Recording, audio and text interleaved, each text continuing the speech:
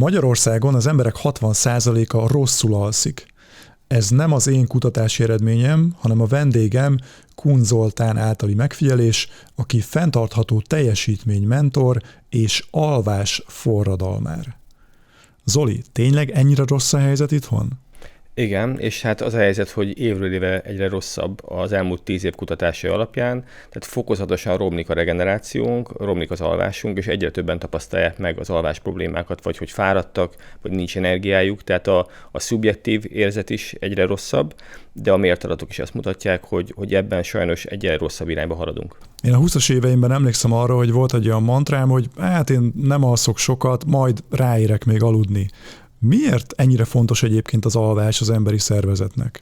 Hát az alvás alapvetően eddig is tudtuk, hogy fontos, mert élettanilag ilyenkor újulnak meg a sejtjeink, ilyenkor regenerálódunk, ilyenkor az agyunk segít abban, hogy méregtelenítsen, hogy jobban felkészüljünk a másnapra, a teljesítményünket ekkor alapozzuk meg. Tehát mindig is fontos volt az alvás, de főleg ebben a nagyon túlfeszített világban, ahol most élünk, itt vált igazából fontossá, már csak azért is, mert ha belegondolunk, ugye sokkal feszítettebb és sokkal jobban kiterjesztett életünk van, már reggel 6-kor az emberek 40%-a már e-mailt olvas, és este 10-kor is majdnem ugyanennyien.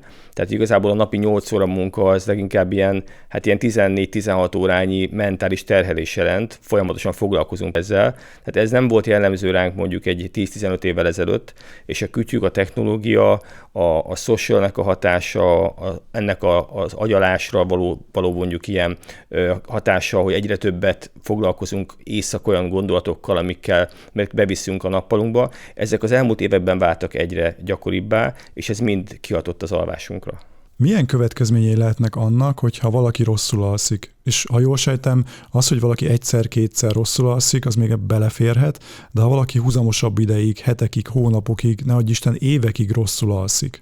Hát az a helyzet, hogy a legtöbben ugye megszoktuk, hogy hogyan alszunk hány órát, és van egyfajta képünk arról, hogy ez elegendő nekünk vagy sem, de hogy ha huzamosabb ideig alvásdeficitben vagyunk, tehát igazából kevesebbet alszunk, mint amire szükségünk lenne, akkor annak valamilyen módon következménye lesz. Az egyszerűbb következmények azok kicsit ingedékenyebbek leszünk, vagy nehezebben tudunk felidézni dolgokat, tehát hogy picit romlik a teljesítményünk, de talán lájtosan észre se vesszük, viszont hogyha tényleg sokáig és tényleg nagy deficittel rendelkezünk, tehát tényleg nagy a hiányunk, akkor viszont ennek valamilyen betegség következménye lesz. És nagyon jól mondtad, hogy nem kell mindig minden alvásunkat tökéletesre hozni, tehát nem az a lényeg, hogy minden nap rengeteget kell aludnunk, és hogyha ezt egyszer nem csináljuk, akkor gond lesz, mert a szervezet egy adaptív csoda, tehát gyakorlatilag tényleg képes reagálni arra, hogyha picit most nehezebb időszak van, de hogyha ez a nehezebb időszak ez ilyen normálissá válik, ez lesz az általános normál, akkor vannak igazából bajok. A te tapasztalatod szerint mi a 3 leggyakoribb hiba, amit elkövetnek az emberek, vagy elkövetünk mi emberek, ami megnehezíti azt, hogy jól aludjunk? Nem figyelünk egyáltalán az alvásra, tehát nem gondoljuk, hogy ez egy fontos dolog, hanem ugye ami marad a nap végén, tehát amikor már nagyon elfáradtunk, jön az alvási nyomás, és akkor lefekszünk, és akkor igazából azt gondoljuk, hogy akkor nekünk akkor az alvás, ez ennyit jelent az életünkben. A második az talán, hogy nem figyelünk arra, hogy mennyiségben, minőségben legyen tényleg egy regeneráló, visszatöltő szerepe, mert hogy ugye túlfeszítjük az életünket, és egész egyszerűen nem kapunk ebből annyit, amennyire szükségünk lenne. A harmadik pedig, hogy rosszkor alszunk, tehát hogy jellemzően nem a saját belső ritmusunknak megfelelően alszunk, és vannak ilyen eltolások, például a hétköznap, a hétvége dinamikája között, és emiatt előfordul, hogy ugye próbálunk akkor hétvégén akár többet aludni, de az már nem lesz pihentető. Tehát igazából nem figyelünk rá, nem alszunk eleget, és rosszkor csináljuk. Talán ezek a legfontosabb hibák. Azért is örülök, hogy itt vagy, és elfogadtad a meghívásomat, mert a Karizma Podcast korábbi adásaiban téma volt már a longevity, ugye a hosszú egészséges élet, és több vendégem elmondta, hogy a longevity-nek 6 pillérje van, és ebből az egyik pillér az pontosan a minőségi alvás. És valójában én azt szeretném a mai beszélgetéssel, hogy a kedves hallgatóink és nézőink kapjanak egy alvás kisokost, a legfontosabb tévhiteket szeretném, hogy tisztázzuk, a legfontosabb tippeket, tanácsokat átadjuk, hogy mindenki egyre jobban és jobban tudjon aludni. Akkor induljunk azzal, hogy képzeljünk el egy tökéletes, ideális alvást, ami szerintem nem is nagyon létezik, meg talán az is lehet, hogyha valaki erre ráfeszül, akkor be tud szorongani tőle, igaz? Így van, abszolút. Elég gyakran megtörténik, főleg, hogyha valaki mondjuk méri magát ilyen eszközökkel, és akkor nem azt látja az eszközben, amit szeretne, és akkor egyre idegesebb lesz. Vagy például éjszaka felébred, és akkor azon idegeskedik, hogy most akkor nem alszom, akkor ez nekem mennyire rossz lesz. Tehát igen, rá is lehet erre szorongani, abszolút. Akkor tételezzük fel, hogy szeretnénk minél jobban aludni. Mik azok a szempontok, és akkor menjünk végig fontossági sorrendben, tehát mik azok a szempontok, amelyekre, hogyha elkezdünk tudatosan figyelni, akkor egyre jobban és jobban fogunk aludni. Oké, akkor kezdjük mondjuk a mennyiséggel, tehát az a belépőjegy, hogy így mondjam, hogy hány órát alszunk. Ugye mindenkinek eltérő az alvás igénye, mert eltérő az életmódunk, amit beleteszünk, és amit kompenzálni kéne a pihentető alvással, regenerációval, de azért általánosan elmondható, hogy ez a 7-8-9 óra alvás, erre azért szükségünk lenne. Nyilván valakinek terheltebb az élete, akkor nagyobb valószínűséggel ez inkább több, mint kevesebb. De olyat is láttam már a mért adatokból, hogy akár ilyen 6-7 óra alvással is valaki működik, és ugye nem csak, hogy működik, hanem tudja kompenzálni az életvitelét, mert például a stresszt, ami napközben éri, azt napközben tudja megfelelően kezelni, és ezzel igazából elegendő lehet. De hogyha ilyen az 5-6 óra alvás, azért azt lehet mondani, hogy a kutatások alapján az már azért az emberiség olyan 1%-ának lehet maximum elegendő, tehát hogy az már jellemzően valószínűleg kevés. Tehát nyilvánvalóan nehéz így mindenkinek mondani egy ilyen megfelelő alvás mennyiséget, de hogyha az embernek nincsenek alvás problémái, vagy kipihent, van energiája, nem beteg, tehát csomó faktor alapján jól működik az alvás mennyiség, akkor nem érdemes ebbe belepiszkálni, de a legtöbb embernél azt látom, hogy kellene, mert hogy egyszerűen nem vagyunk, tehát nem alszunk eleget. És hogyha megvan az alvás mennyiség, akkor meg a minőség az, ami mellette fontos, mert ez szintén elég gyakran lehet látni, hogy próbálok eleget aludni, vagy próbálok ugye balanszírozni abban, hogy mondjuk ne legyen kevés az alvásom, de nem elég pihentető, nem elég minőségi. És ennek nagyon sok faktora van, amivel elrontjuk az alvásunkat. Ebből leginkább a leggyakoribb az idegrendszeri terheltség. Tehát az, ami napközben, hogyha túl sok inger ér minket, akkor emiatt leszünk fáradtak. És ezt kellene kompenzálnunk az alvással, de hogyha túl sok stressz ér minket, és ezt éjszaka próbáljuk meg ugye valamilyen módon feldolgozni, akkor ezzel pont elrontjuk a minőségét. Tehát ezzel igazából, ha túl feszített az életünk, akkor tényleg már nagyon kritikus, hogy az alvás minőségünk az milyen lesz, vagy hogy lehet abból picit javítani.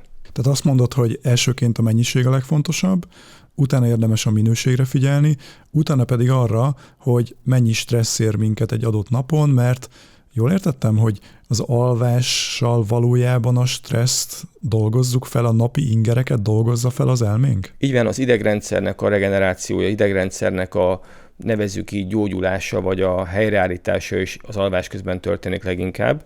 És az idegrendszernek kétfajta állapota van, a szimpatikus idegrendszeri állapot, amikor igazából aktívak vagyunk, ilyenkor koncentrálunk, beszélünk, dolgozunk, ilyenkor vagyunk stresszben. A hétköznapi életben ezt nevezzük stressznek. Ez nem feltétlenül rossz, ez jó stressz is lehet, egyszerűen aktívak vagyunk. És ezt tudjuk kompenzálni a paraszimpatikus idegrendszeri állapottal, amikor megtöltődünk, regenerálódunk, és ennek a központi eleme, ennek a paraszimpatikus folyamatnak az alvás.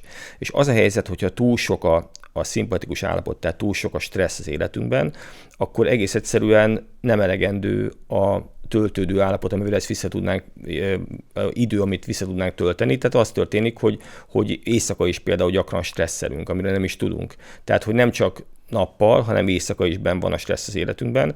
Ugye ezeket most már lehet objektíven mérni, detektálni, és ez, ami megváltoztatta a gondolkodásunkat is ezzel kapcsolatosan, hogy ugye az alvás nem csak egy ilyen wellness, vagy egy ilyen pihenő faktor, hanem valójában a felpörgöttséget ezzel tudnánk a legjobban kompenzálni. Tehát nem csak az a baj, hogy elromlott az alvásunk ugye a mért adatok alapján, hanem hogy a felpörgött életvitelnek a megoldásának a kulcsa, vagy a fenntarthatóságunk, a túlélésünk, vagy a teljesítményünk kulcsa igazából pont emiatt az alvás. Hogyha ne adj Isten mégis egy stresszes napom van, mert sok minden történik a munkahelyemen, a családomban, ne adj Isten, elkezdek olvasni néhány hírportált, látom, hogy micsoda csúnya dolgok történnek a világban. Mit tudok tenni azért, hogy a nagyfokú stressz ellenére mégis viszonylag jól tudjak aludni? Egyik legfontosabb, hogy ugye mennyi inger ér minket. Tehát, hogy az ingereket azért gyakran mi szabályozzuk, és ez a határhúzás az egyik legfontosabb, amit napközben meg tudunk tenni. Tehát például határt húzunk abba, hogy mennyi hírt engedünk be az életünkbe, határt húzunk abba, hogy hányszor pörgetjük a socialt, és hogy mennyi inger ér minket. Még hogyha szeretjük is csinálni, ezt mind fel kell dolgozni az agynak valamikor, és ugye van egy csomó esetben ezt ilyen szórakozásnak használjuk, csak ugye ez napközben lehet, hogy kikapcsol minket, meg kicsit eltávolít a gondoktól, de ez mind beletrollkodik akár az éjszakánkban is. Tehát, hogy ebben is határt kell húznunk. És határt kell húznunk abban is például, hogy szünetet tartsunk. Tehát ez egy legfontosabb, amit meg kell tanulnunk, hogy amit az idegrendszerünknek szüksége van az ilyen pihenő szünet időszakokra, hogyha azt lehet látni a különböző mérésekből, hogyha napközben folyamatosan dolgozunk, folyamatosan fókuszálunk, folyamatosan pörgetjük az agyunkat, akkor egész egyszerűen felhalmozódik a stressz, még ha nem is túl sok stressz ér minket, tehát nem az történik, hogy mondjuk így idegesek vagyunk, hanem csak annyi van, hogy folyamatosan egy alacsony stressz ér minket, de nem álljunk meg ebben, és nem pihenünk egy picit, nem tartunk szünetet, akkor ennek a hatása az egész napban sokkal nagyobb lesz, és ebből kéne utána visszagyógyulnunk éjszaka. Tehát ezért fontos igazából a határhúzás, hogy legyen egy olyan szokásrendszerünk, amivel a napközben megállunk egy picit, és nem engedjük ezt a pörgetést, meg ezt a pörgést, és ebben benne van minden, ami ingerként ér minket. Annyi mindent szeretünk csinálni, annyi minden érdekel minket, ezek nagyon fontos dolgok, viszont hogyha nem tartunk ebben szünetet, és ha nem hagyunk lehetőséget regenerálódni, akkor ennek az összhatása mindenképpen rossz lesz. Pár héttel ezelőtt egy olyan kellemetlen szituációba kerültem, hogy még lefekvés előtt elolvastam egy e-mailt, azon jól felhúztam magam, és szerintem emiatt sem aludtam jól. Másnap reggel az volt az első gondolatom, mikor fölébredtem, és már hívtam is az illetőt, aki írta nekem azt az e-mailt.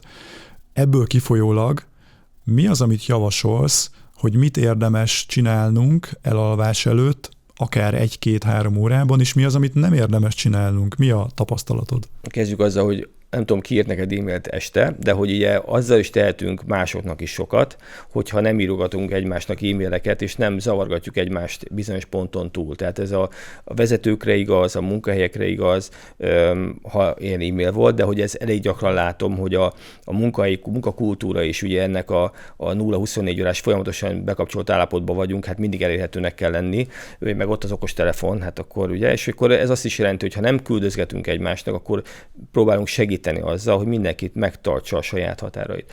A másik ilyen, hogy amit magadnak tudsz tenni, hogy egyrészt az, hogy nem kezdesz el e-mailt olvasni este lefekvés előtt. Megtanultam. Ez abszolút így van, de hogy érdemes például egy ilyen zsiliperési technikával elválasztani a nappalt az éjszakától. Tehát úgy értem, hogy az utolsó 60-90 percben lefekvés előtt el kell kezdeni lassulni, el kell kezdeni hagyni az idegrendszernek is egy csendesedést, egy csillapodást, és nem úgy megérkezni az éjszakába, hogy még lefekvés előtt az ágyban még egy 30 percet még mindenfajta aktív dolgokat csinálok a telefonomon, keresem a híreket, meg nézegetem az érdekes dolgokat, mert ezek mind ingerek, és ugye tehát nem hagyok lehetőséget a szervezetednek arra, hogy eltávolodjon a felpörgöttségtől. És ez a zsiliperés, ez a különböző ilyen elválasztó technikák, ezek pontosan abban segítenek, hogy lassuljunk, csöndesedjünk, mindenkinek egyéni, hogy mi az, ami beválik. Tehát nem mondanám, hogy egy dolgot csináljon mindenki, de olyan tevékenységek, mint például a könyvolvasás, a meditáció, a különböző légzőgyakorlatok, egy jó meleg fürdő például, tehát olyan, ami mondjuk passzívá tesz, ellazít, és hogyha az e-mailekről beszélünk, a munkától való távolságról, például, hogy hogyan zárjuk le a napunkat, hogy úgyse fogunk tudni mindent belevinni, megoldani a napunkban. Úgyis lesznek megoldatlan feladatok, úgyis lesznek megválaszolatlan e-mailek, tehát legyen egy olyan rituálink, amire ezeket eltávolítjuk, elpakoljuk, keresünk egy helyet a naptárunkban neki, és ez egy mentális átrakás is jelent, hogy akkor jó, igaz, hogy nem válaszoltam az e-mailre, de hogy tudom, hogy holnap reggel 9 óra 15-kor fogok ezzel foglalkozni, ez már ad egy támogatást az agynak, hogy éjszaka, amikor meg nem kéne, hogy erre fölri adjunk, mert az agyunk foglalkozni fog mindennel, ami történt velünk, akkor például már kicsit ad egy segítséget, hogy jó, akkor ezzel most nem kell fölébreszteni magunkat, hanem hogy egész egyszerűen van esély arra, hogy akkor majd reggel ténylegesen pihentebben keljünk. Mi a helyzet az étkezéssel, akár a folyadékbevitellel?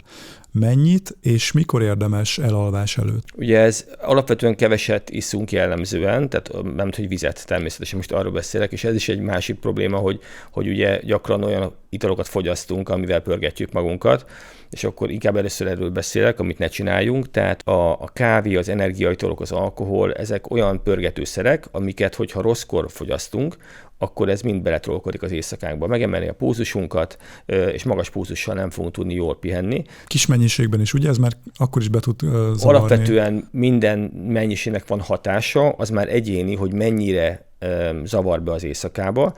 Például az alkohol lebontó képessége mindenkinek más, de mondjuk hogy lefekvés előtti 1-2 órában valaki megiszik 1-2 pohár sört vagy bort például, akkor simán előfordulhat, hogy az éjszaka első 1-2 órája az gyakorlatilag stresszterhelt lesz, és nem fog tudni regenerálódni, hiába feküdt le időben.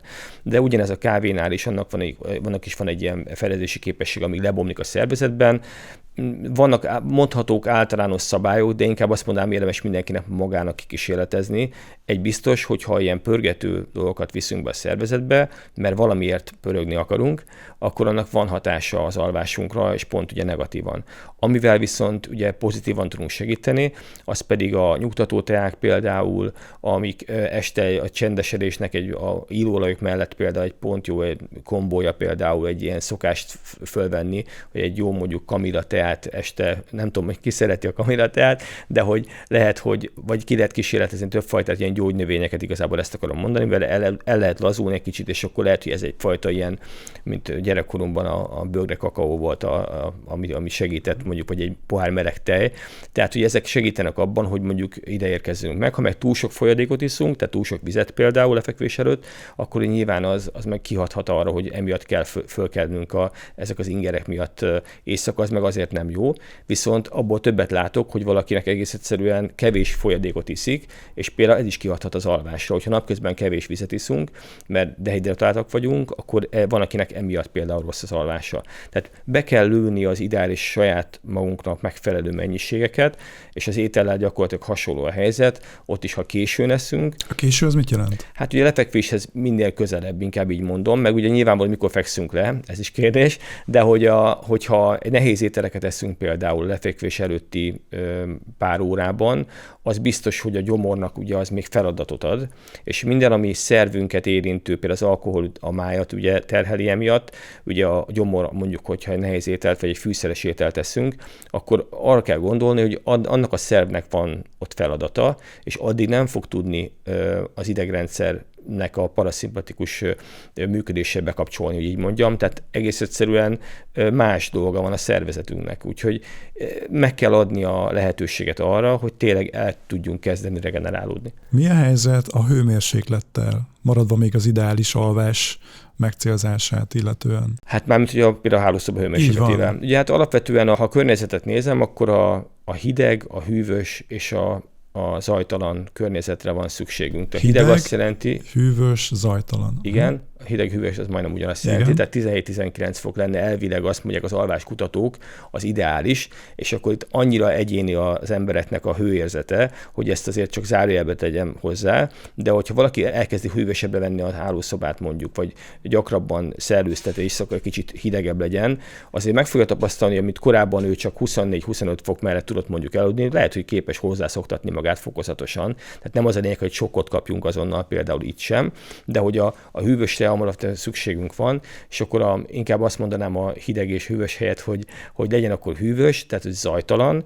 tehát hogy ne legyen, ha lehet, semmilyen olyan hangforrás, ami minket aktívá tesz, vagy valami hatással van ránk, és a harmadik pedig a fény, hogy ne legyen fény, lehetőleg semmilyen fény, mert hogy minden, ami ugye a retinánkat ugye is stimulálja, az gyakorlatilag az agyra hat, és akkor az kicsit aktívá tesz, vagy nem tudunk annyira mélyre menni. Tehát ez a 3 faktorra van szükség a környezet szempontjából. Tehát azt mondod, hogy inkább vegyük alacsonyra a hőmérsékletet, a zajokat szüntessük meg, akár tegyünk be füldugót, hogyha más nem működik. Hát ha más nem működik, így van, persze. De nyilván, hogy zajos környezet van mondjuk egy lakásban, akkor persze abszolút, de néha magunknak okozunk amúgy, és ezzel akarok célozni, hogy sokan például tévére alszanak el, mert úgy így szokták meg hogy ez számukra egy lezárása is a napnak. És akkor ilyenkor mindig ott az a gondolat, hogy így szoktam meg, mert így ehhez hozzászoktattam magam, de hogy alapvetően egy ember sincsen, aki úgy születne meg, hogy csak tévére tud elaludni. Tehát valójában ezért ezeket lehet változtatni, hogy akkor legalább ne a tévéadás menjen, hanem akkor csak ilyen zaj menjen például inkább, ami ilyen háttérzaj, hogy ne érezzük magunkat akár egyedül, mert valaki mondjuk ezért néz, vagy hallgat tévét például a fekvés előtt. De legtöbb embernek alapvetően van egyfajta ilyen megszokott alvásrituáléja, és amikor ezt így akár egy ilyen podcastben elhangzik, hogy mit kéne máshogy csinálni, akkor a 8. után már azt mondom, hogy jó, hát én ezt így nem tudom, hát még ezt is változtassam meg azt is, és azért akarom ezt most ezen a ponton elmondani, hogy fontos, hogy tudjuk, hogy nem az ideálisat keressük, hanem minél inkább a természeteshez közelebbi állapot felé kell haladnunk lépésekben. És hogy én válaszolok a kérdésekre, és nagyon szívesen segítek mindenkinek, aki akár hozzám fordul, de hogy mindenkinek saját magának kell kitapasztalni, hogy melyik lépés az, amit ő most meg tud tenni, és hogyha beépítette a szokásai mögé, akkor jött a következő. Tehát itt igazából nem egy ideálisat kell elérnünk, hanem arra fele kell haladnunk a saját lépéseink szempontjából. Egyébként amióta én elkezdtem mélyebben a longevity-vel foglalkozni, és odafigyelni az alvásomra, én most már úgy tekintek az alvásra, mint egy befektetésre, ami úgy térül meg, hogyha tényleg minőségi az alvásom, vagy minél minőségibb, mert nincs ideális, meg nincs tökéletes, ahogy te is mondtad, akkor másnap sokkal energikusabb vagyok, nagyobb teljesítményt tudok leadni, erősebb a jelenlétem, jobban tudok fókuszálni, akár több podcastet is fel tudok venni egy nap. Tehát én úgy tekintek az alvásra, mint olyan valamire, ami megtérül a rákövetkező napon. Ez teljesen így van. Ugye az életünk 1/3 töltjük alvással. Ez a leghosszabb, legnagyobb tevékenység, amit időben töltünk bármivel az életünkben. Az életünk 1/3 töltjük alvással, és ez gyakorlatilag alapozza meg a másik 2/3. Tehát ez nem csak azt jelenti, hogy ha alszunk valamennyit, akkor picit majd próbálunk balanszírozni a ébrenlét meg az alvás között, hanem hogyha jól alszunk, akkor a másik 2/3 lesz igazából pihentető, ott lesz jobb a teljesítményünk. Tehát valójában a fundamentuma az alvás a longevity-nek, a hosszú minőségben töltött éveknek. Hát ha erre odafigyelünk, akkor igazából sokkal többet nyerünk, mint hogyha csak azt gondoljuk, hogy alszom, ami maradt az életemből. Neked, mint alvás kutatónak, alvás forradalmárnak, ez mit jelent egyébként? Arra nagyon kíváncsi vagyok, hogy igen, falvás forradalmár. Igen, ez most már elkezdtem most már jó pár éve, amióta mértadatokban látom azt, hogy mekkora nagy a baj, kongatni a vészharangot. És ugye, ha megnézem a magyaroknak az egészségmutatóit, akkor azért látjuk, hogy nagyon sok probléma van, elhízottak a magyarok, keveset mozognak, nagyon stresszterheltek, és ugye azt már tudjuk, egy jó pár évtizede elkezdődött a táplálkozás forradalma például Magyarországon, tehát azt lehetett látni, hogy most megjelentek a különböző diéták, elkezdtek többen foglalkozni azzal, hogy próbálnak egészségesebben étkezni, meg hogy hogyan lehet kicsit eltávolodni a nagyon zsíros, meg nagyon egészségtelen életviteltől, vagy az ultrafeldolgozott élelmiszerektől, és azt is láttam, hogy egyre többen futnak, egyre többen mozognak, egyre többen elkezdtek a szabadidős sporton részt venni, tehát ha megnézem, hogy mennyien vesznek részt mondjuk a futóversenyeken, hogy tényleg örömteli látni, egyre többen vannak. Tehát ugye a táplálkozás meg a mozgás már elkezdődött, tehát itt az ide az alvás forradalmának is, és én erről akarok beszélni minél több helyen, mert azt látom, hogy ha így haladunk, ha így folytatjuk, akkor tényleg oda fogunk jutni, hogy a felpörgött életvitelünkben, meg az egészségtelen szokásainkban, az alvásban ugye benne van minden, amit korábban csináltunk napközben, amit döntéseiket hoztunk, ami ért minket, és ez egyre rosszabbak az alvásmutatók. Tehát, hogyha fordítsuk meg, és inkább tekintsük az alvásra úgy, mint egy alapja az életünknek, mint egy alapja a hosszú távú minőségi életünknek, és ha ezt szemléletben így átváltjuk, és egyre többen ezzel foglalkozunk, akkor van esélye annak, hogy amúgy a minőségi életet tényleg elérjük. Tehát, hogy rossz irányba robog ez a vonat, úgyhogy itt az ideje, hogy fordítsuk meg, és akkor legyen ez a fundamentum az életünknek. Szívemből szóltál, ezért is hívtalak meg, mert egyrészt engem is érdekel, hogy tudok jobban aludni, meg biztos vagyok benne, hogy a nézőket, hallgatókat is, és csináljunk egy kísérletet.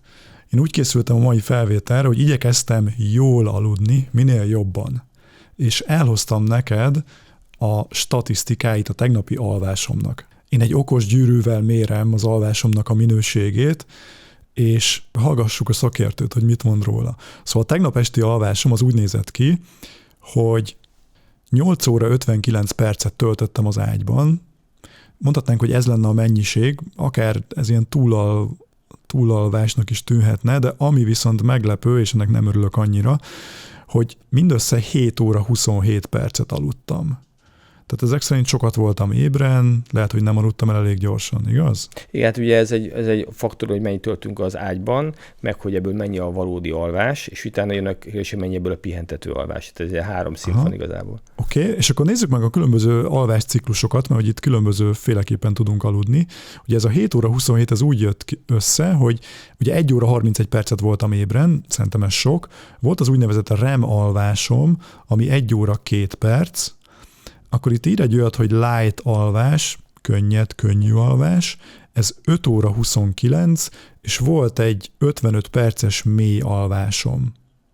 És itt mutatja is a telefonom, hogy ez hogy nézett ki. Minőségben, de főleg mennyiségben mit jelentenek ezek? Kezdjük mondjuk a mély alvással. Az 55 perc mély alvás, ez sok vagy kevés? Vártam a kérdést, mert ugye ezt elég gyakran megkapom, és ugye hát attól függ, hogy neked milyen terhelt volt aznap előtte a napod, és ugye, amit most itt nem látsz az alvás adatokban, de ezért kell az egész napunkat nézni, nem csak az alvást. Tehát, hogy az lehet, hogy neked az 55 perc, aznap amúgy pont elég volt. De lehet, hogy kevés. Ugye jellemzően ugye a mély alvásnak a biológia helyreállító szerepe az alvásban fontos, tehát a fiziológiás mély alvás azt jelenti, hogy ilyenkor a szervezet ezt akarja legjobban letudni, tehát ez a legmélyebb regenerációs alvásfázis. És ugye érdekes, mert hogy gyakran ezek az eszközök, ugye ezt az információt adják át legelőször, és sokan erre feszülnek rá először, hogy ez nekem kevés ez a mély alvásom. Nem túl sok az 55 perc összességében, de hogy a trendek még érdekesebbek ilyenkor, ha azt meg tudnád mondani, hogy amúgy ez mennyi szokott lenni nálad, mert ugye minden eszköz máshogy mér.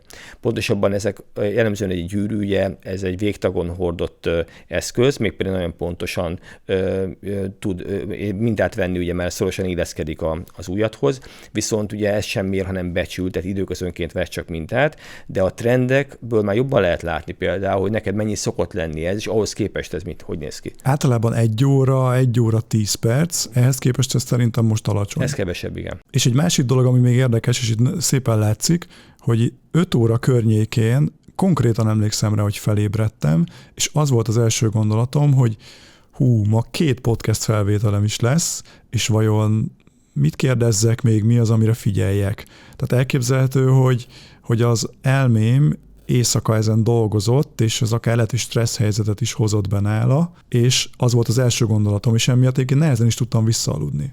Igen, ez nem véletlenül, hogy hajnal 5-öt mondta, ugye igen. Akkor volt, ugye, mert az éjszaka második felében több a REM alvásunk, és ez a REM alvás közben történik, ugye az agynak a memória konszolidációja, és még ilyenkor nagyon aktív az agy például. Ugye akkor már eleve nem is megyünk annyira mélyre, tehát kevesebb a mély alvás ilyenkor, és előfordulhat, hogy például pont ilyenkor sokkal több gondolat, nem csak, hogy mert benn van az agyunkban így is úgy is, csak hogy emlékszünk is rá, vagy hogy meg is ébredünk miatta. Ugye sokkal többször ébredsz föl amúgy éjszaka, csak nem tudsz róla, mert nem emlékszel rá másnap. És az sem feltétlenül baj, hogy vannak ilyen ébredős időszakok, mert ugye alvásciklusok, alvásfázisok vannak, tehát nem egy homogén tömb az alvás, nincs ezzel elvileg gond. A gond akkor van, hogyha ez a gondolat, ami felriaszt téged, és ami utána most így el is mondtad, és emlékszel rá, hogy alapvetően ez annyira zaklató, vagy annyira terheli az éjszakádat, hogy amúgy az egész éjszakát teszi mondjuk így felszínesebbé.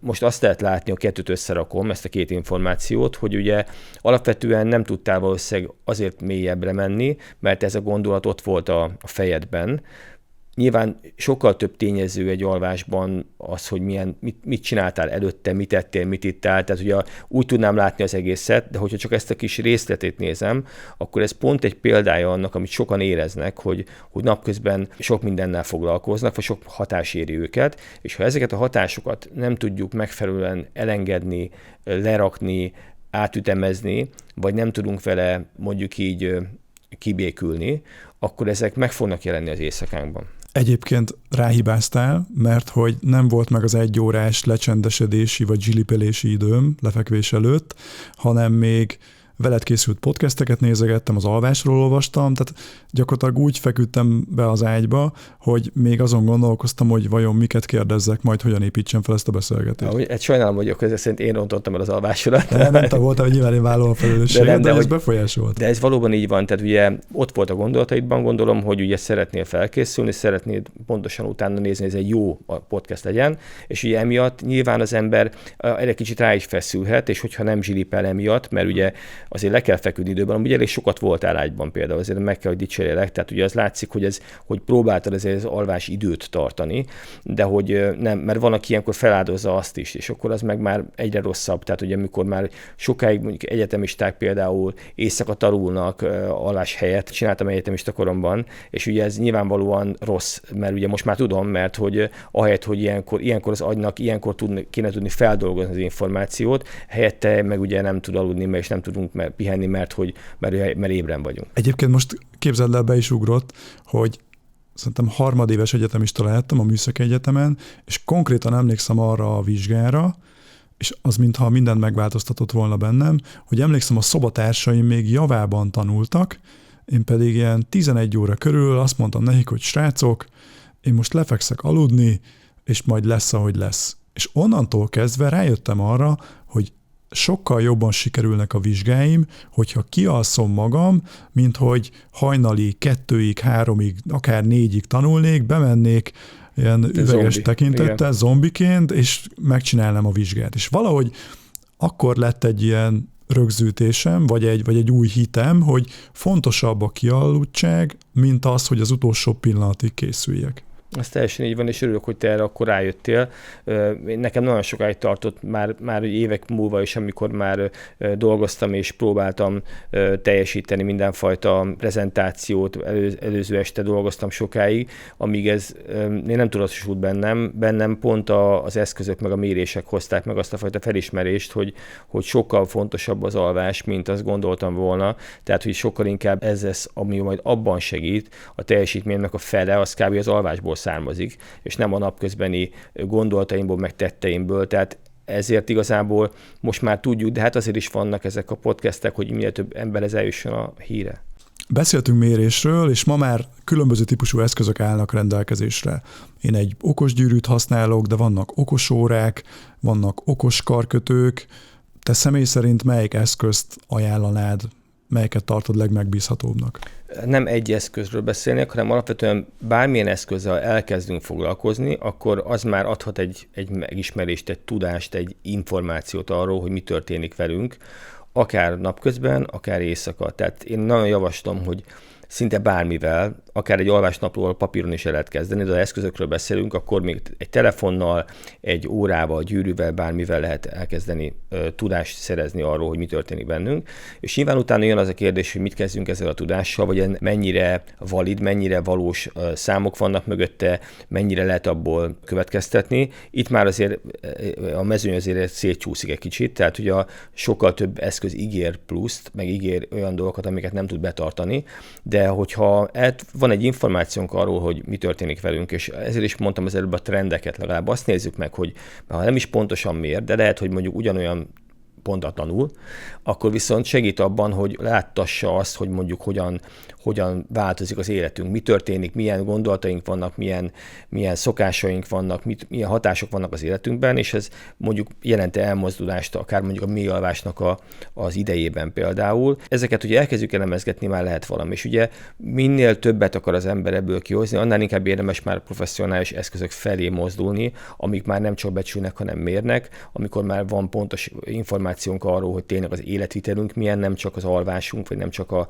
napközeli mozgásunk, alvásunk, de hogy ez igazából azt látom, hogy ennek a csúcsa meg az, amikor már ténylegesen nem csak mérések vannak, hanem van napló arról, hogy mit csinálunk közben, és valaki segít ebben feldolgozni, hogy mit kezdjek azzal, úgy 27 az alvásom, vagy 32 a stresszem. És pont ezért a technológia nagyon hasznos, és az AI is előbb-utóbb nagyon sok mindent meg fog oldani, meg már most is segít egy csomó mindent az életünkben, de ennek a kontextusba kerülése, meg a szakértői támogatása, hogy segítsen valaki abban, hogy nekem mit kell változtatni, egy okos óra ezt nem fogja megoldani az életünkben, ezt ne várjuk tőle.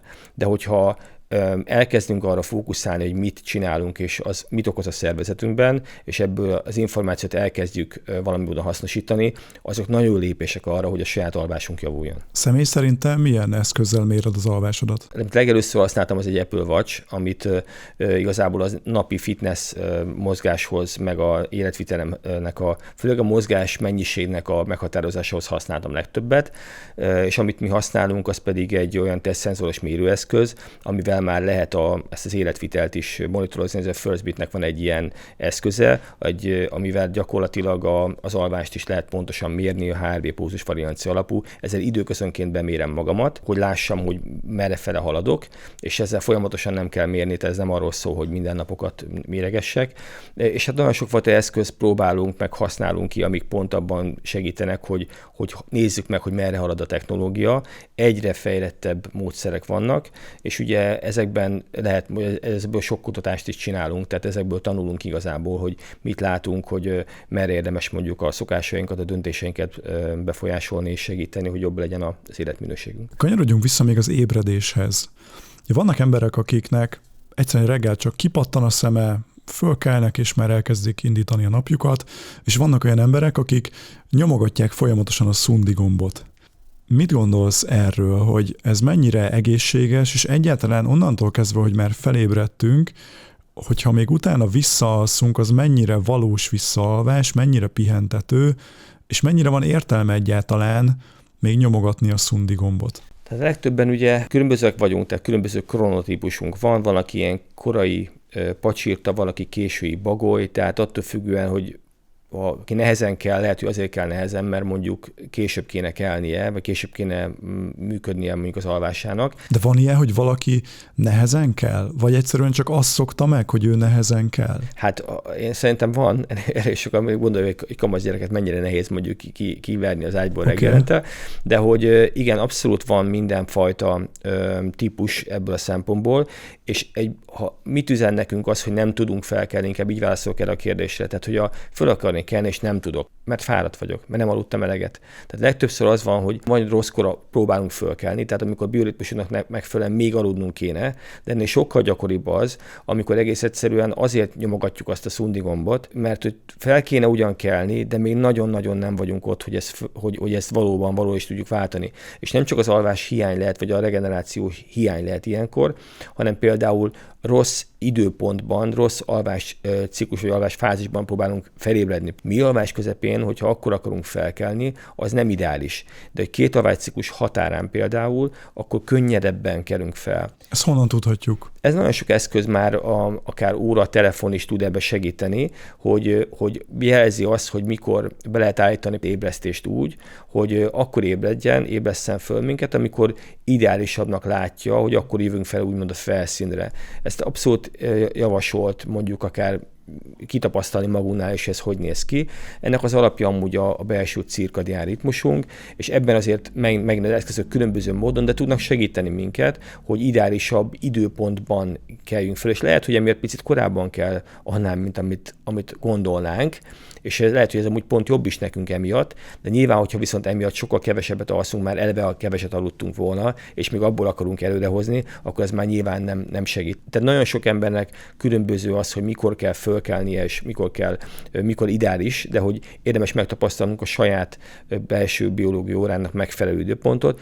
Van olyan, hogy nehezen kellünk föl, van olyan, amikor ez egy nehezebb időszak van például, és már máskor ilyenkor mindig könnyen fel szoktunk kelni, tehát ugye az ember mi romlott el, keresi a hibát egy csomószor, de hogy ez nem feltétlenül baj, mert ez is egy jelzés. Akkor érdemes vele gondolni, hogy terheltebb az életem, nem jól aludtam, olyanokat csináltam, ami nem segített az alvásminőségnek például, és ezért érzem magamnak fáradtabbnak, vagy akár mondom, hogy rossz időpontban keltünk föl. Tehát ezeket mindig ki lehet szálazni, de csak akkor foglalkozunk vele. Lehetséges olyan, hogy valaki bagoly módban működik, de kitartóan átszokik pacsirta működésre, vagy ez felejtős, ez egy veszett fejsze? Nem, ez nem determinált, tehát nem úgy van, hogy valaki megszületik, és akkor egy típusban van végig, hanem ez változik életkorban is, élethelyzetekben is változhat, és amúgy tudunk rajta valamennyit változtatni is, tehát hogy vannak erre vonatkozóan pozitív példák.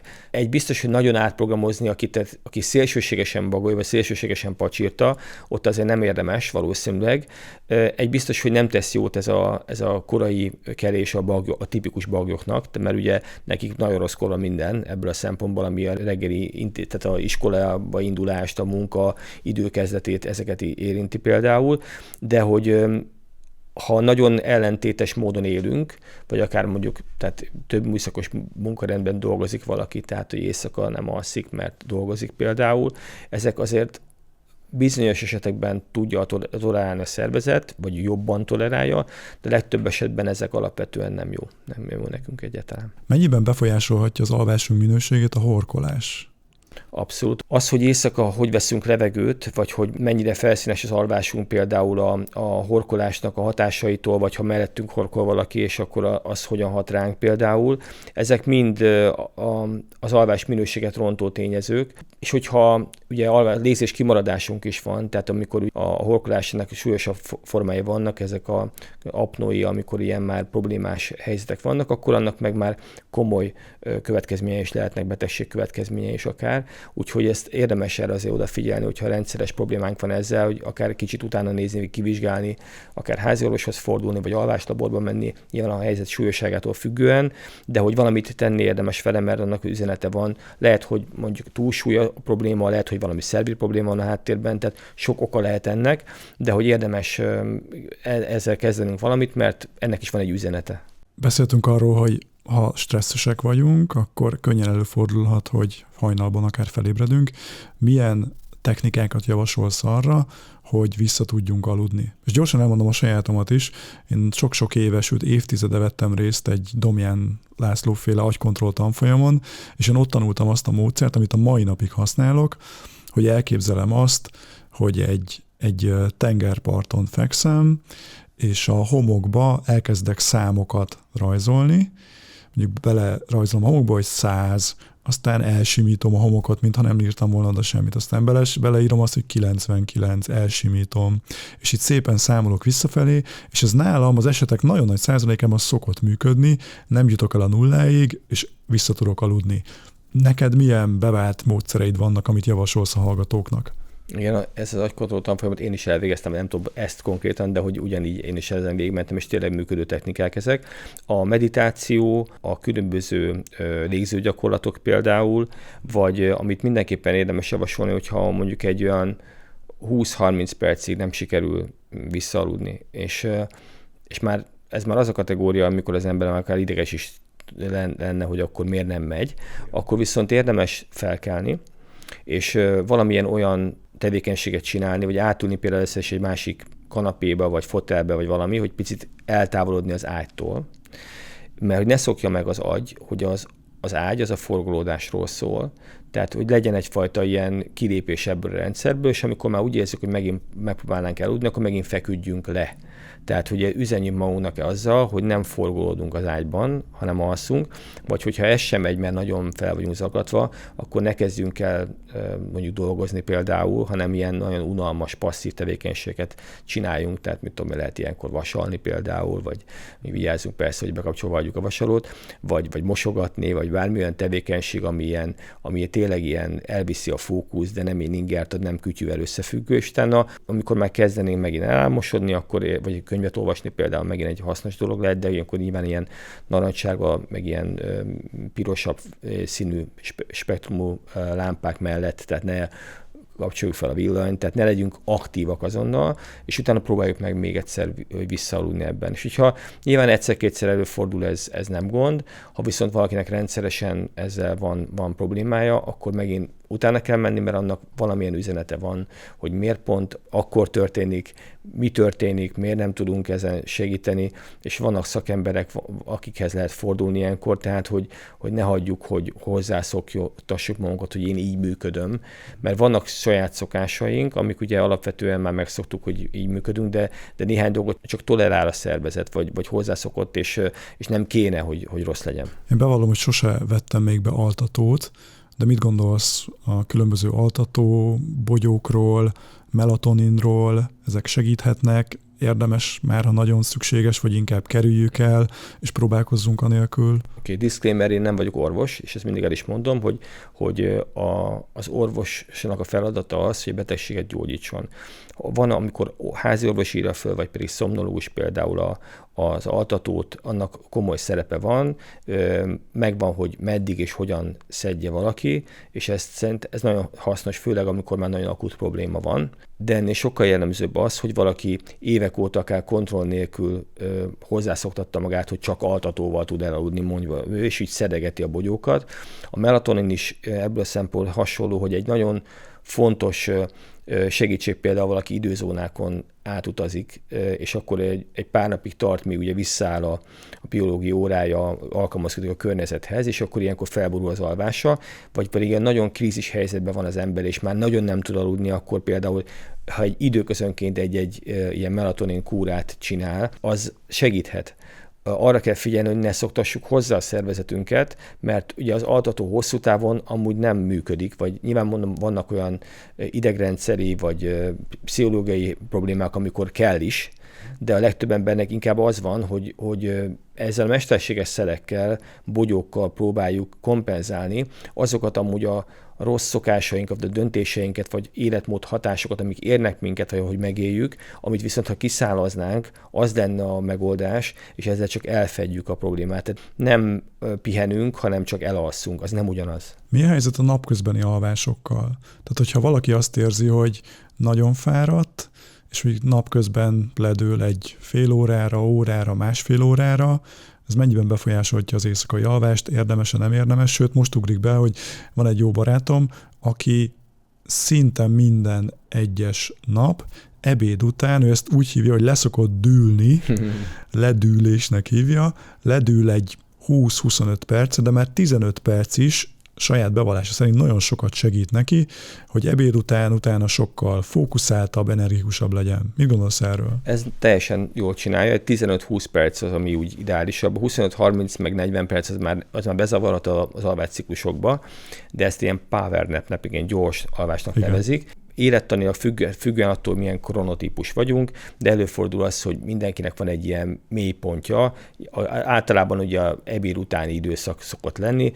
Ezt én is így szoktam csinálni, amikor éppen nem valamilyen előadásra megyek, vagy ügyfélhez, vagy valamilyen szereplésre, és otthon dolgozom, akkor például én nekem 14:30-kor van a saját belső mélypontom, tehát a idegrendszerem, akkor jelzi is, hogy akkor kezdek már keresni valamit, amitől fel tudok pörödni, és ilyenkor szoktam alapvetően egy ilyen 15 percre ledőlni, és ráadásul úgy, hogy magamtól föl is ébredek, mert már ezt már hozzászoktattam a szervezetemet, és ennek van még egy ilyen pro technikája, hogyha ezt egy kávéval kombináljuk, tehát azt jelenti, hogy például ebéd után az ember megiszik egy kávét, és utána nem sokkal később egy 15 percre ledől aludni, akkor a kávé ugyanis a koffein hatása nem azonnali, hanem egy pont, amikor föl kéne kelnünk, akkor addigra kezd a kávé hatni, és segít visszajönni az ébrenléthez. Tehát ez például egy ilyen általában jól működő módszer ahhoz, hogyha valaki attól félne, hogy esetleg ilyenkor túlalszik.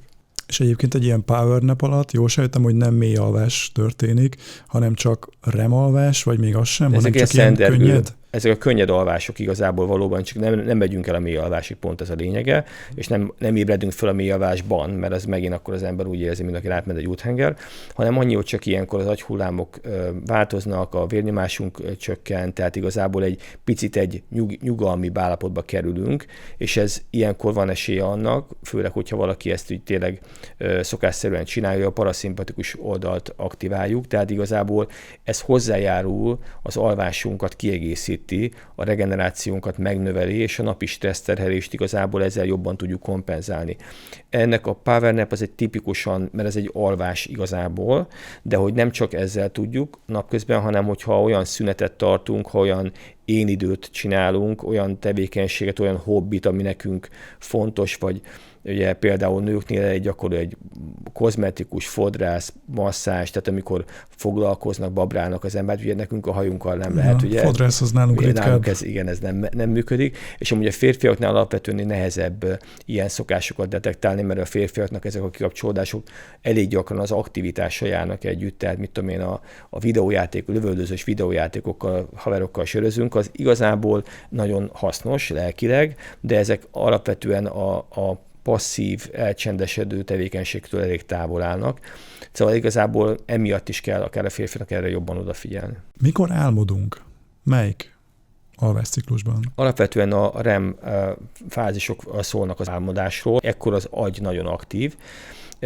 Alapvetően az egész éjszakánkban sokkal többször álmodunk, mint amire emlékszünk például, de az álomkutatás az például pont egy olyan része az alvás tudománynak, amit nehezen lehet jól megoldani, mert ugye úgy kell kutatni, hogy közben föl kell ébreszteni az embert, hogy az álmáról beszéljen, vagy hogyha fölébred, hogy tudja emlékezni rá.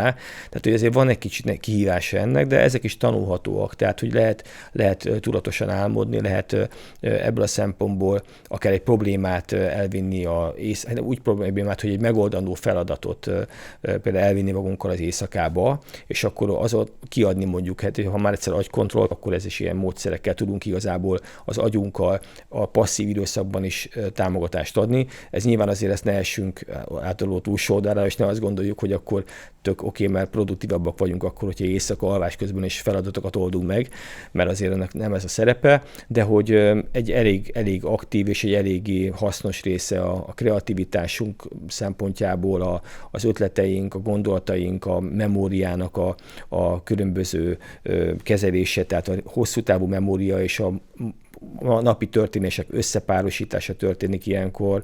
Szóval igazából az agynak egy nagyon hasznos és nagyon fontos egyfajta ilyen karbantartó funkció igazából az alvás. Agykontroll tanfolyamon én úgy emlékszem, a pohárvíz technikát tanultuk, és én néha szoktam is alkalmazni. Ugye ez azt jelenti, hogy amikor valamilyen fontos dilemmám van, lehetőleg igen, nem legyen rá a válasz, tehát ne egy ilyen 10 kimenet lehetséges legyen, akkor leteszek egy pohár vizet az éjjeli asztalra, megiszom félig, úgy emlékszem, hogy felteszem a kérdést. Úgy mész el aludni, igen. Úgy megyek el aludni, igen, és jó esetben az elmém ezen dolgozik, akkor REM alvás közben, a REM ciklusban valószínűleg, és amikor reggel fölkelek, akkor elvileg, hogyha megiszom a maradék pohár vizet, akkor bejön a válasz, amit az agy kisakkozott, kimatekozott? Igen, most az agykontrollt többször említettük ebből a szempontból, igen. De ez is csak egy technika, és igazából egy keretrendszer, úgy így mondjam, amit az ember tudatosan kezd használni,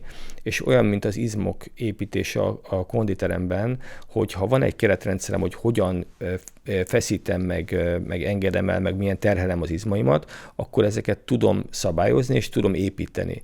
Ugyanígy vannak ilyen mentális izmok is, és mentális gondolkodási sémák, meg módszerek, és igen, például ez is egyfajta technika lehet, és ha valakinek ez például nem jön le be, most valaki meghallgatja, és megnézi ezt a podcastot, és megpróbálja este, és nem sikerült, az nem azért van, mert mondjuk ez nem működött neki, hanem lehet, hogy mondjuk például hozzá kell szoktatnia magát, és azt viszont fontos azért megemlíteni, nem csak egy módszer van.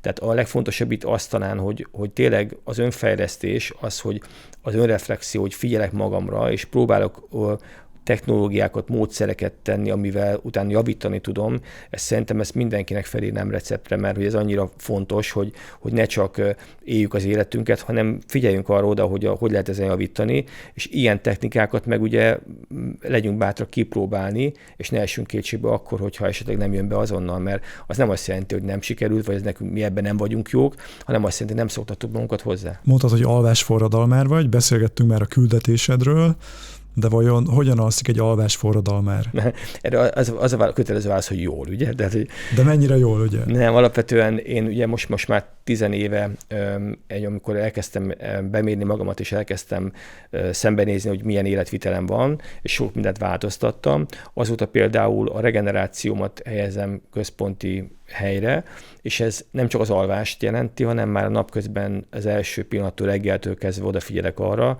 hogy a regenerációm az megfelelő helyen legyen.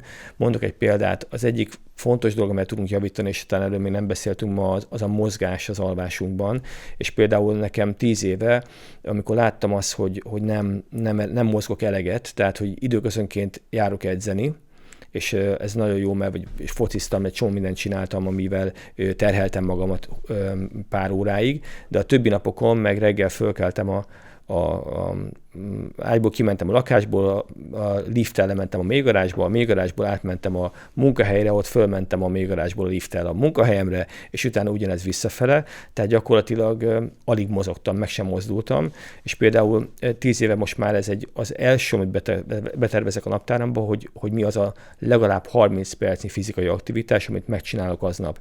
Ez lehet séta, lehet futás, lehet kertészkedés, lehet bármifajta szobabiciklizés, hogyha nem volt másra időm például, de hogy ezek mind azt a célt szolgálják, hogy jobb legyen a stresszkezelésem, és jobb legyen az alvás minőségem. Tehát például ezek ilyen technikák. És ugye az alvást a zsíriperéssel nagyon erősen védem például, erre nagyon erős rendszerem van, amivel én a produktivitásomat is menedzselem, hogy tényleg nem teljesen zárt a rendszerem, de mindig odafigyelek arra, hogy ne legyen olyan gondolat, ami zavarhat. Tehát ezért igyekszem mindig kiírni magamból, meg kirakni a feladatokat, másnapra beütemezni, amit az előbb említettem, illetőleg az is nagyon fontos, hogy sokkal többet próbálok napközben szünetet tartani. Tehát én, hogyha van egy telefonhívásom, akkor elindulok és egyből sétálok, vagy elmegyek, mondjuk kisétálok a patak partjára, vagy kimegyek a kertbe, és ások, például tegnap is ezt csináltam, miközben valaki felhívott, mert hogy ez a fajta ilyen folyamatos fókuszváltás segít például abban, hogy ne legyen egyre több a stressz az életemben. Ez egy nagyon tudatos életet feltételez, Zoli, de az a kérdésem, hogy te ezt hol láttad? A szüleid, a nagyszüleid is ilyen tudatosak voltak már? Mi az a gyerekkori minta, amire te azt mondtad, hogy ezt szeretném továbbvinni felnőtt koromra is? Mostában nagyon divat a traumákat elemezni, hogy mennyi minden rossz mintát láttunk. Én ebből a szempontból nagyon szerencsés ember vagyok, mert a szüleim nagyon jó példákat mutattak nekem. Azt viszont láttam, hogy rengeteget dolgoztak mindig, és még nyugdíjas korukban is rengeteg nagyon aktívak és nagyon tevékenyek, és hál' Istennek nagyon jó egészségben vannak.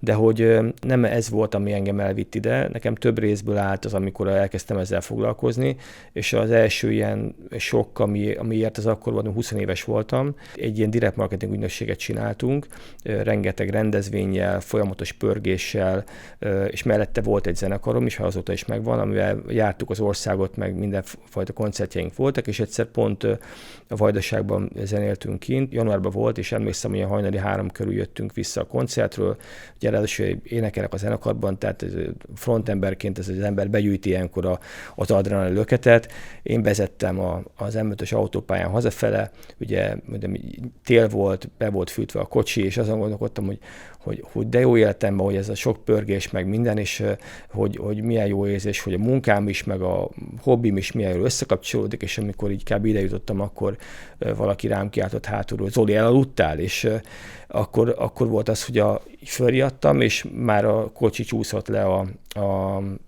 leállósában voltam igazából, és az utolsó pillanatban fogtam vissza az autót, és akkor rájöttem arra, hogy például az alvásra oda kéne talán jobban figyelnünk a pihenésre. Azóta mondjuk a busszal járunk koncertekre, tehát nem csinálok ilyet, hogy vezetek és zenélek egyszerre.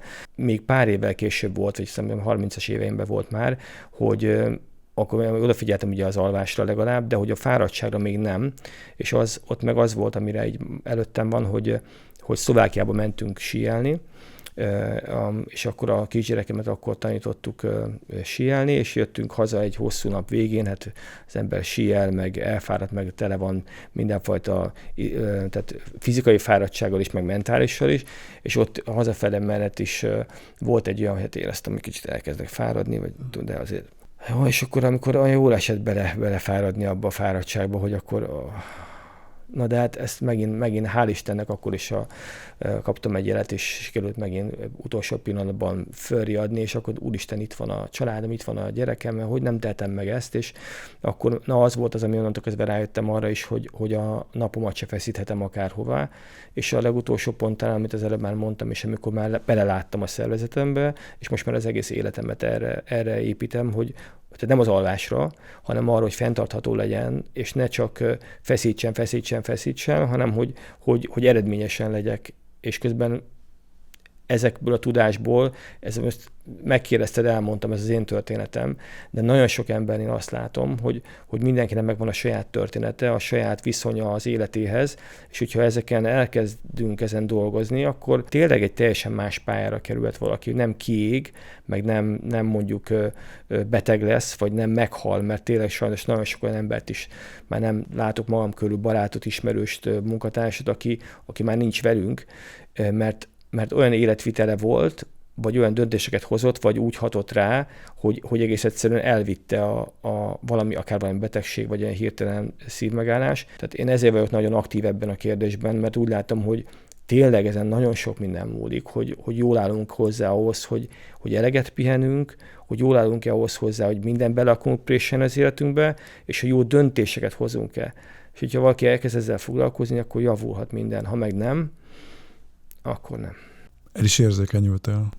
Ez nekem nagyon fontos. Tehát az a baj, hogy tudom, hogy ebben a műfajban nem mondhatok neveket, meg példákat, de itt vannak előttem azok az emberek, akik már nincsenek velünk, és én ezért csinálom ezt. Köszönöm szépen, hogy ebbe a küldetésbe beleálltál, és biztos vagyok benne, hogy a hallgatóink és a nézőink nagyon hasznos tippeket és tanácsokat kaptak, és ha eddig nem változtattak az életükön, a szokásaikon, akkor most elkezdenek, hogy minél jobban és pihentetőbben tudjanak aludni, hogy ezáltal a napjaik is eredményesebbek legyenek.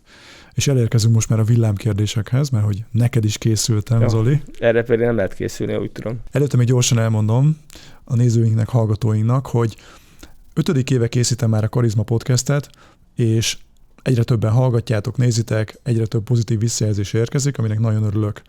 De nem csak az a célom, hogy meghallgassd ezeket az epizódokat, hanem én annak örülnék a legjobban, hogyha kipróbálnál dolgokat, hogyha cselekednél. Viszont felmerülhet a kérdés, hogy hogyan. És éppen ezért 5 év tudása, tapasztalat alapján létrehoztam a hallgatóból cselekvő módszertant, aminek az a célja, hogy akár a mai beszélgetésünkből is tudatosan minél több dolgot be tudj építeni az életedbe, hogy jobb minőségű legyen az alvásod. Ezt a módszertant úgy tudod megismerni, hogy felmész a karizma.hu/cselekszem oldalra. Tehát karizma.hu/cselekszem. Én is abban hiszek, hogy egy podcast valójában annyit ér, amennyit megvalósítasz belőle. Ha szeretnél többet megvalósítani, akkor keresd ezt az online kurzust, amit kifejezetten neked készítettem. Vissza hozzád, Zoli.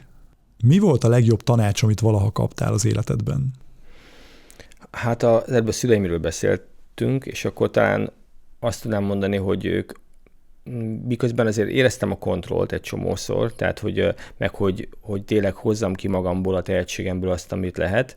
Közben azt éreztem mindig, hogy így terelgetnek, hogy van egyfajta zóna, amin belül azt mondja, hogy eddig és között viszont azt csinálok, amit szeretnék, és az rajtam múlik. És én ezt nagyon, nagyon jól éltem meg, hogy van egy lehetőség az embernek kibontakozni, és persze kap értékeket, meg kap korlátokat is, meg hát vannak kötöttségek, hogy mi az, amit az ember meg tud csinálni, de mélyen hiszek abban, hogy például ebből a szempontból mindenkinek megvan a tehetsége, hogyha megkapja a lehetőséget. Mit üzennél a 20 éves önmagadnak?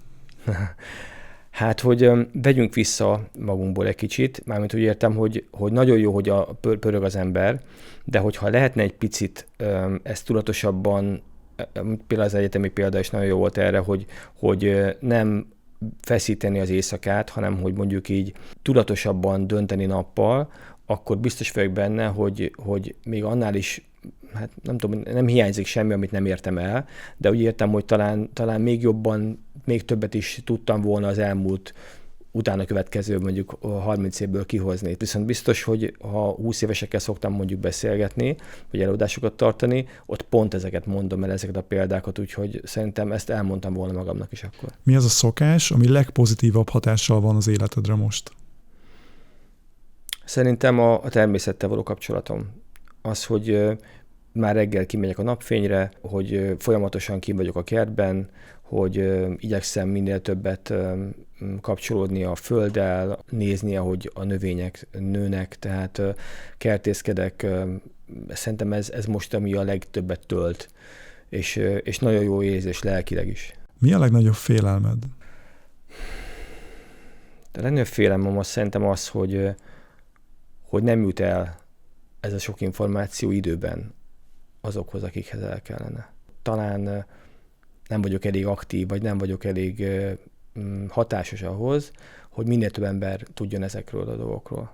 Mi az a hiba, amit leggyakrabban el szoktál követni? Talán az, hogy túl feszítem a napomat. Ez most nem azt jelenti, hogy tehát nem az időt, hanem hogy túl sok mindent szeretnék beletenni.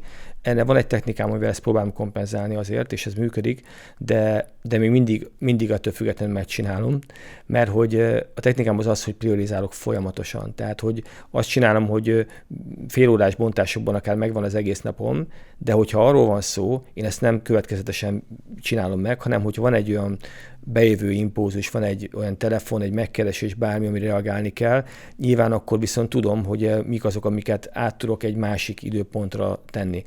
Ez a gyerekek azt szokták mondani, hogy persze halogatok, meg hogy már megint tologatom csak egyik napra másik a feladatokat, de valójában ennek azért van egy másik üzenete, az, hogy reflektíven kell mindig tekinteni arra, ami történik velünk.